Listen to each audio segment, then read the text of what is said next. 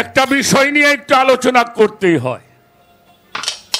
বাবা জবাবটা দিয়ে দিছে, তারপরে একটু কথা আমাকে বলতে হবে। এই প্রশ্নটাই বড় গুরুত্বপূর্ণ প্রশ্ন বর্তমানে, এবং এইটার যারা বিরোধিতা করে তারা কিন্তু মূর্খ মানুষ নয়, অনেক বড় বড় ডিগ্রি তাদের আছে, নামের সঙ্গে লকাব আছে আন্তর্জাতিক ভাবে। ওটা আর আমি বলতে চাই না বাবা। তারা বলে একটা হলো ঈদুল ফিতর, একটা হলো ঈদুল আজহা। এই দুইটা ঈদ, এই ঈদের মধ্যে খুতবাও আছে, নামাজও আছে। এইটা আবার কোন ঈদ যেটার মধ্যে নামাজও নাই, খুতবাও নাই? এইটা বলে আমাদের যারা নবী প্রেমিক আহলে সুন্নাত ওয়াল জামাত যেটাকে বলি আমরা, অর্থাৎ তরিকত আহলে বায়াতের যারা অন্তর্ভুক্ত, তাদেরকে একটা ভাঙ্গন সৃষ্টি করাবার জন্য একটা চক্র আছে। আচ্ছা বাবা, আপনি সূরা ইউনূসে 58 নম্বর আয়াতটা আপনি বলছেন, তাই তো নাকি? এই 58 নম্বর আয়াতে আল্লাহ বলছে তোমরা আমার নিয়ামত পেয়ে, তোমরা আমার নিয়ামত পেয়ে তোমরা খুশি আনন্দ উৎসব করো। এখানে কি বলা হয়েছে? এখানে কি নামাজ পড়তে কইছে আল্লাহ? হ্যাঁ, আল্লাহ বলছে আনন্দ করবার জন্য, উৎসব করবার জন্য। তাহলে যেখানে আনন্দ উৎসব আছে সেখানে নামাজের কথা কেন আসবে? একটা বিষয় মনে রাখবেন, কারণ আমাদের গান বাজনাটা একটু ভিন্ন রকম। শরীয়ত সরকার আমরা দুজনে গান করি, যে কথাগুলি আমরা একটু দলিল সম্মত বলতে চেষ্টা করি। ঈদ হলো দুই প্রকারের। আসতে বাজাবি, এগুলো ইউটিউবের মধ্যে যাবে, এটা নিয়ে যারা সত্য বলবো ওটা নিয়ে ভয় নাই। ঈদ কয় প্রকারের? কয় প্রকারের বলছি? দুই প্রকারের। একটা হলো শরীয় ঈদ, যেটা হাদিসের মধ্যে বর্ণনা করা হয়েছে। আমরা যে ঈদের নামাজ পড়ি, ঈদুল আজহা, ঈদুল ফিতর যেটা পড়ি, এটা কিন্তু কোরআন শরীফে নাই।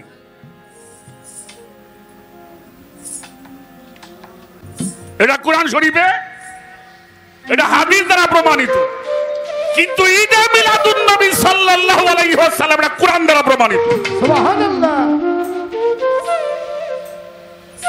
এই যে বাবা যে সূরা ইউনূসের আয়াতটা পড়েছেন, সেখানে আল্লাহ তার আনন্দ উৎসব করার জন্য আমাদেরকে শিখিয়েছেন। তো আরেকটা ঈদ আছে, সেটা হলো ঈদের শুরুই, যেটা হলো আনন্দের জন্য। তো রাসূল পাক যে আগমন করেছেন, আল্লাহ তাআলার যত প্রকারের নিয়ামত আছে, সর্বশ্রেষ্ঠ নিয়ামত হলো রাহমাতাল লিল আলামিন। আমার রাসূল কিন্তু শুধু সৌদি আরবের জন্য আসে নাই, সারা বিশ্বের জন্য। উনি শুধু মুসলমানদের জন্য আসে নাই। কোন নবী, রাসূল, আউলিয়া উলিরা কোন ভূখণ্ড বা কোন গোত্রের জন্য আসে নাই, সমগ্র মানবের জন্যই আসছে। এটা কোরআন দ্বারা প্রমাণিত। সূরা ইউনূসের 58 নম্বর আয়াত।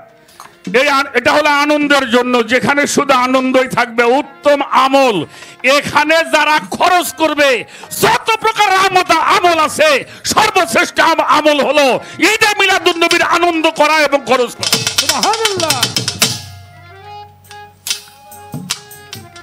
যত প্রকার আমল আছে, ওরস করতেছেন করেন, পীরের বাড়ি খরচ করবেন করেন, হজে দেয়া করবেন করেন, কুরবানি দিবেন, যত প্রকারের আমল আছে এর সর্বশ্রেষ্ঠ আমল হলো ঈদে মিলাদুন নবীতে যদি কেউ খরচ করে।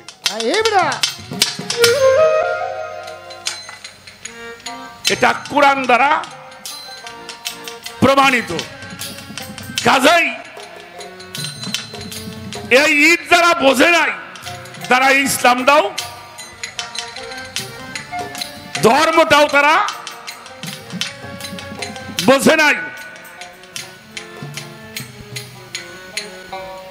আর একটা বিষয় আপনাকে জানাইতে চাই,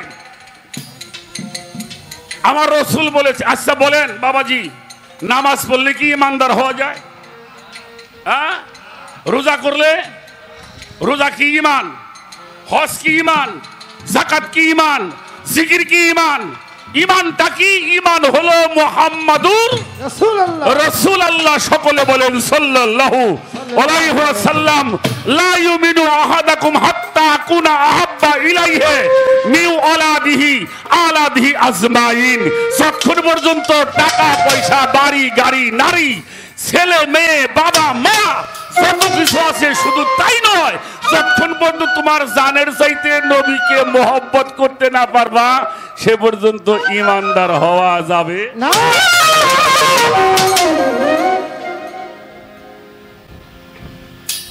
আচ্ছা কোন তো নবীর আগমনে বেজার কারা? হ্যাঁ, শয়তান। শয়তানকে কোনদিন দেখছাও? শয়তান তো মানুষের প্রকাশ্য দুশমন। হ্যাঁ, তাহলে আমরা কি বুঝি? নবীর আগমনে যারা খুশি না, এরা হইল বংশ।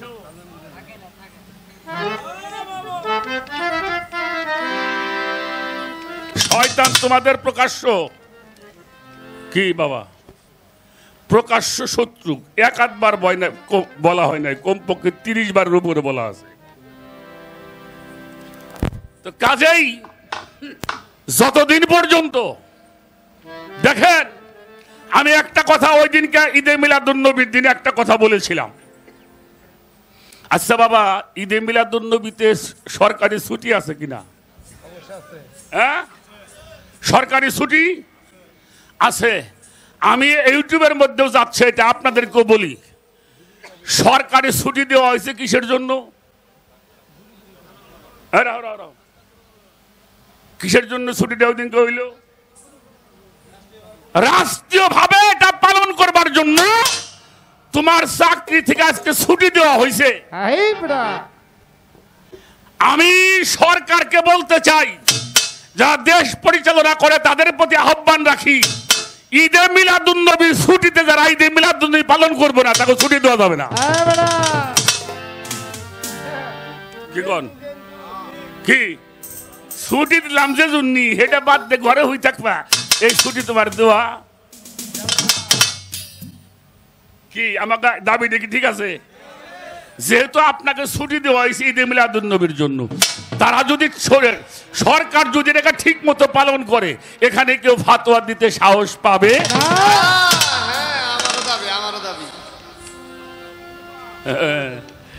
কয় নামাজ নাই।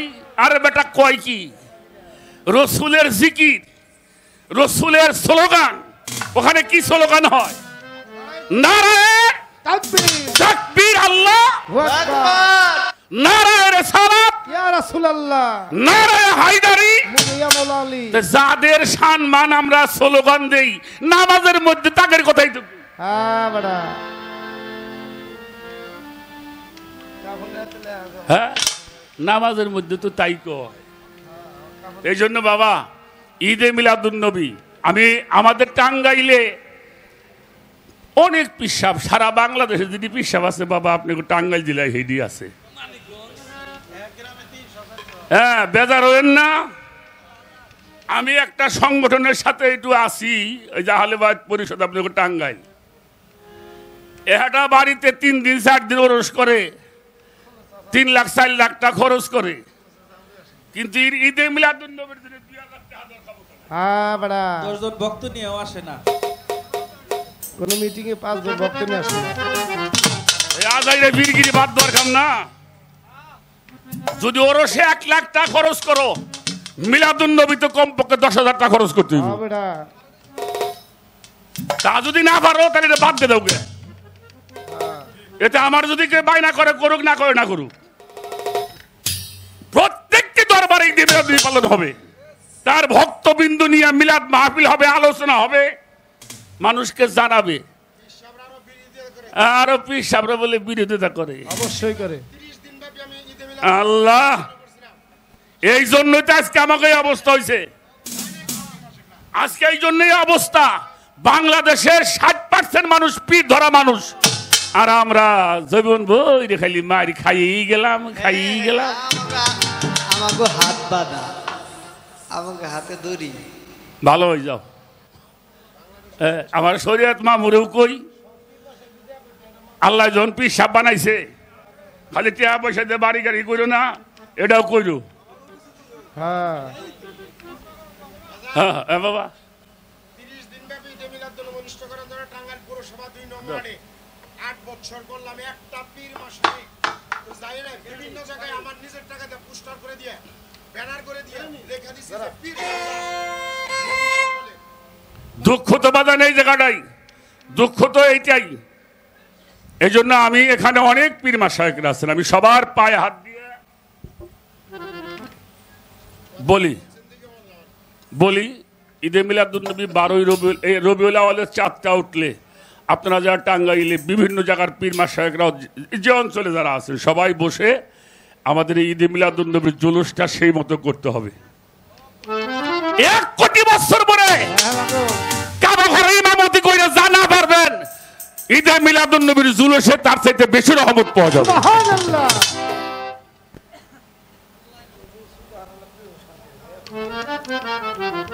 আর কিছু বললাম না। আমি বিশেষ করে টাঙ্গাইলের মানুষকে অত্যন্ত ভালোবাসি। আমি অনেক সময় বলি যে টাঙ্গাইল হলো আমাদের বিচার গানের রাজধানী, পীর মাশায়েখদের একটা অভয়ারণ্য আমাদের টাঙ্গাইল। এটা দয়া করে এই কাজগুলি করার জন্য আমি সবিনয়ে অনুরোধ করলাম সবার কাছে। ঈদে মিলাদুন্নবী সম্বন্ধে আর কথা না বলাই আর প্রয়োজন নাই। বাবাও বলছে, আমি যেটুকু জানি সেটুকু বলার জন্য চেষ্টা করলাম। একটি গান আগে করে নিই।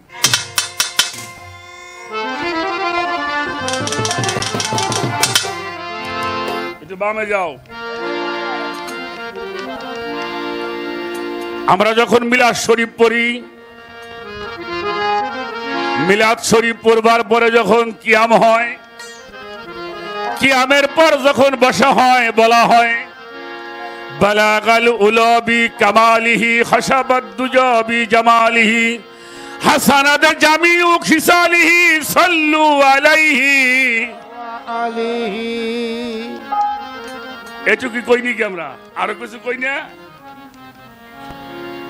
বালাগাল উলাবি কামালিহি খাশাবাদ দুজাবি জামালিহি হাসানাত জামিউ খিসালিহি সাল্লু আলাইহি ওয়া আলিহি সাল্লামু আলা কওম বাল সাল্লু আলা সদরুল আমিন মুস্তাফা মা জাইল্লা রাহমাতাল লিল আলামিন।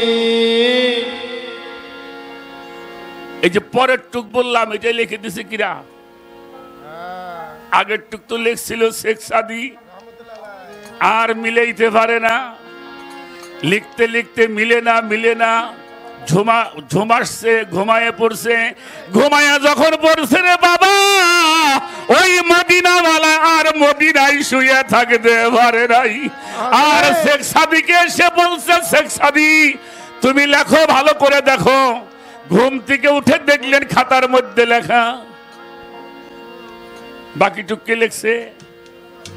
নবী মুহাম্মাদুর, সকলে বলেন সাল্লাল্লাহু আলাইহি ওয়াসাল্লাম। সাল্লামু আলা কওম বাল সাল্লু আলা সদরুল আমিন মুস্তাফা মা জাইল্লা রাহমাতাল লিল আলামিন। তাহলে নবী আছে বাবা, আমি ডাকতে পারি না। সোনার মদিনা আমার প্রাণের মদিনা, সব ভুলিব কিন্তু তোমায় সব ভুলিব কিন্তু তোমায় সোনার মদিনা প্রাণের মদিনা সব কিন্তু তোমায় ভুলতে পারি হা হা হা সব ভুলে ওই মদিনার ওই পথের ধুলা যদি হইতা আমার দয়াল নবীর পায়ে পড়িতা মদিনার ওই পথের দুলা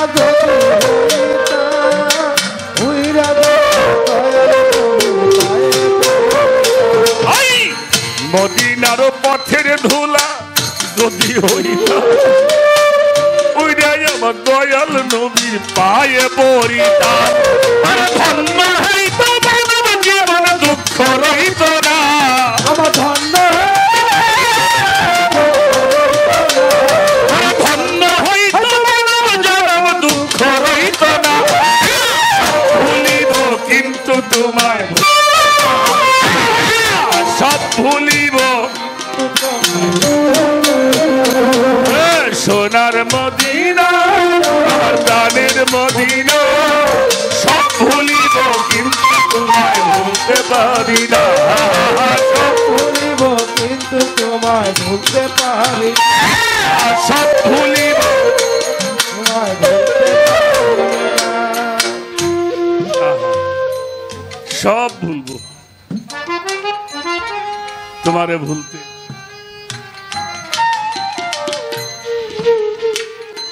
ইন্না আতয়না কাল কাউসার ফাসাল লেলে রাব্বিকা ওয়ানাহার রাসূলমান যেই নিয়ামত আর কাউকে আল্লাহ দান করে নাই শুধু তাই নয় আল্লাহর যা ছিল সব কারে দিছে সেই নবীর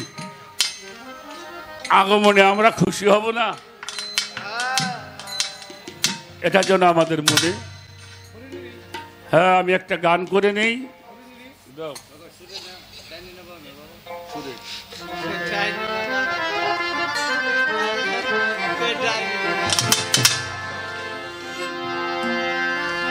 এই যে নূর মুহাম্মদ ওরা হইয়া সৃষ্টির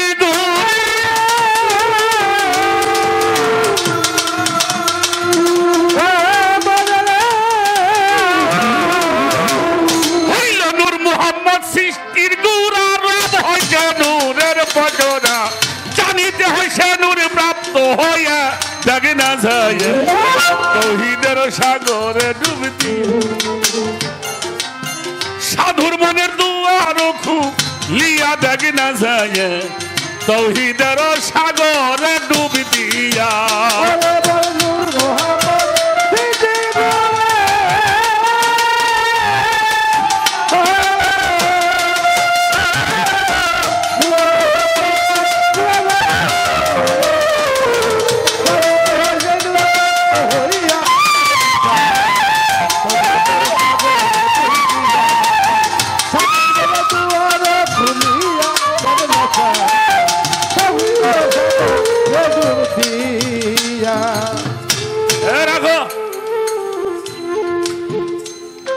কবি নজরুল ইসলাম আর রবি ঠাকুরের একটা গল্প আমার মামাই শুনাইল কইল নজরুল এটা অভ্যাস করতি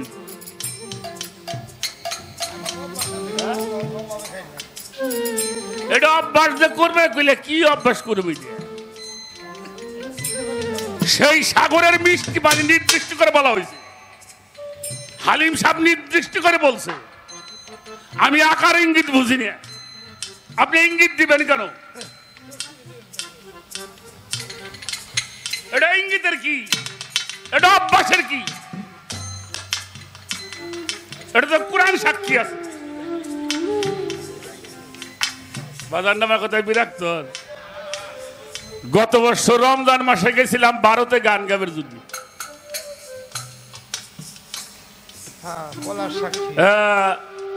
সাদিরউদ্দিন আহমদ চেরাগে চিশতি মারফত আফতাবউদ্দিন চিশতির ভক্ত উনি এটা পূর্ব মেদিনীপুর দীঘা। তো ওই এলাকায় যাই দেখি স্থানীয় নির্বাচন, এই যে চেয়ারম্যান গো, তো নির্বাচন, তো নির্বাচনে জনসভা হয় না। তো বিকেল বেলা এক জনসভায় গেছি, বহুত লোক। আমাকে দেশে যেমন মানুষ এই যে খায়, গুল খায়, হ্যাঁ গুল খায়, তারপরে বিড়ি টিড়ি খায়। ভারতে কিন্তু এত ওইগুলি নাই, ও দেশে খৈনে আছে। খৈনে চিনেন বাবা? এটা কৌটার মধ্যে ওই মাঝখানে পর্দা আছে, এই মুড়ে চুনে, এই মুড়ে হইলো তামকির পাতা। হ্যাঁ, ওই গাড়ির মধ্যে গেছি, বনগ্রাম তো উঠছি, প্রায় জন্য খালি নামকে কিরে হালার এমাই গাঁজা খাই নাকি? যে গাঁজা তো না, কে আরো তো খই না, ওই তামুকের পাতা কুড়া কুড়া সিরা সিরা আছে, ওইটু উঠেই নিয়ে একটু চুনে উঠিয়ে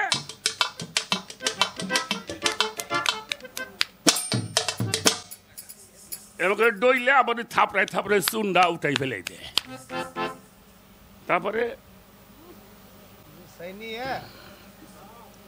বুটি বানায়, নেশা কমপ্লিট। এর নাম হইল খৈনে। তাই যে ভদ্রলোক নির্বাচন করবি, হের আবার ওই খুব অভ্যাস এই ডেট, ওই 5 মিনিট 7 মিনিট 10 মিনিট পর পরে এইটু ওই লাস্টে তো উনি বক্তৃতা দিব না, আর বক্তৃতা বেশি সময় না, কিন্তু বসে বসে মনে হয় চিন্তা করছে যে কতক্ষণ বক্তব্য দিব, আর খৈনে যদি খাওয়া লাগে চিন্তা না।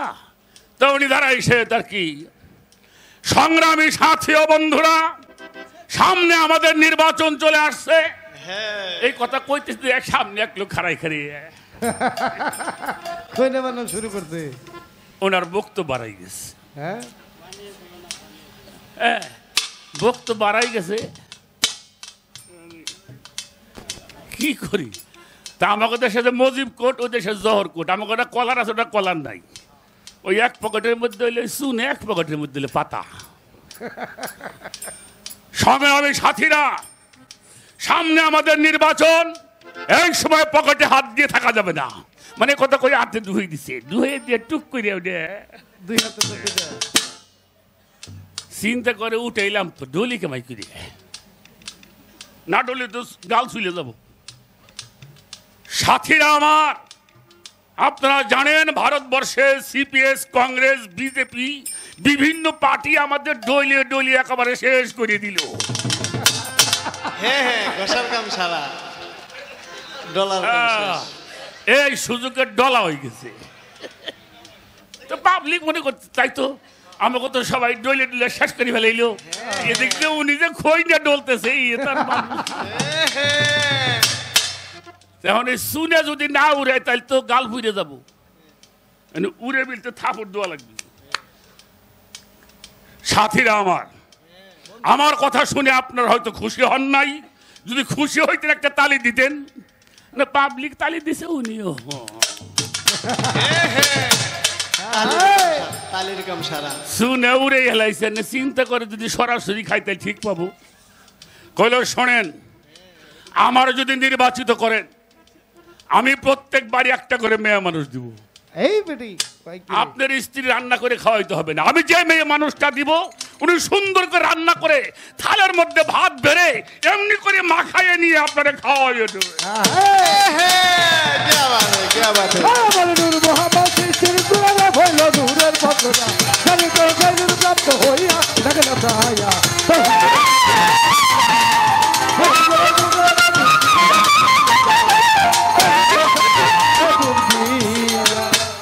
বাবা, তুমি দয়া করে আমাকে খাওয়াই দিবা, ইঙ্গিত টিঙ্গিত দিও না, আমরা পোলা মানুষ বুঝিও না।